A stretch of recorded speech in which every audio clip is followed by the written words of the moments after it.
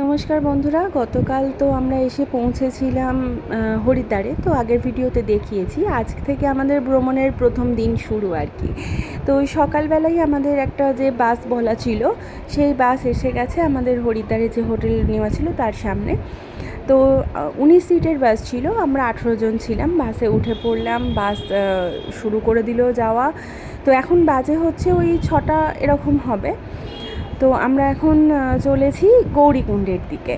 তো যাওয়ার পথে এভাবেই হরিদ্বারের পাশ দিয়ে যখন যাচ্ছি, সত্যি ভীষণ সুন্দর দৃশ্য। যখন হরিদ্বারের গঙ্গার পাশ দিয়ে বাসটা যাচ্ছে, এখানে একটা ভীষণ বড় মহাদেবের মূর্তি পড়ে। যখন হরিদ্বার থেকে সাইট সিন করতে বেরোনো হয় তখন এগুলো সবই ঘুরে দেখানো হয়।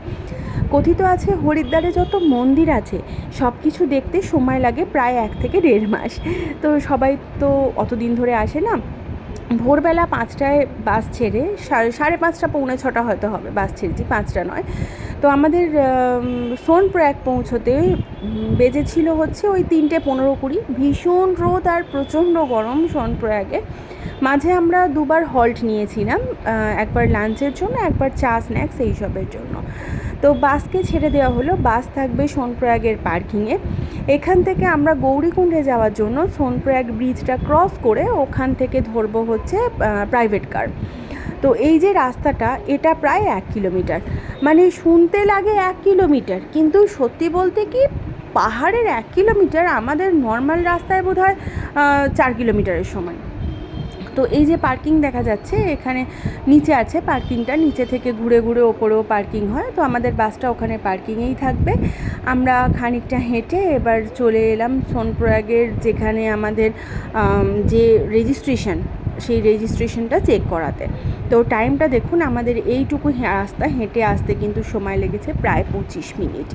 তো রেজিস্ট্রেশন চেক করানোর পর এখান থেকে আবার হাঁটতে শুরু করলাম, যেখান থেকে আমরা ওই প্রাইভেট গাড়িটা ধরবো। প্রাইভেট গাড়ি মাথা পিছু নিয়েছিল হচ্ছে 50 টাকা, যেটা আমাদের পৌঁছে দেবে গৌরীকুণ্ড। তো এই রাস্তাটা মানে প্রথম হাঁটার এক্সপিরিয়েন্স বলতে পারেন। একটু চড়াই উতরাই আছে, কিন্তু লাগেজ বইতে বইতে ভীষণ টায়ার্ড লাগছিল। এই যে ব্রিজটা, এই ব্রিজটা পার করে ওপার থেকে আমরা গাড়ি ধরবো।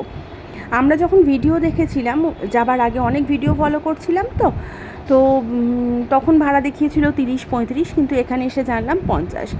মানে আপনি অন্যজনের ভিডিও থেকে যা আইডিয়া নিয়ে যাবেন প্রত্যেকটাই কিন্তু ওখানে যাবার পর বেড়ে যাবে। এটা হচ্ছে গৌরীকুণ্ডের কার পার্কিং। গাড়ি এখানেই নামিয়ে দেবে, দিয়ে গাড়ি নিচে পার্কিংয়ে চলে যাবে। এখান থেকে আবার লাগেজপত্র নিয়ে শুরু করতে হবে হাঁটা।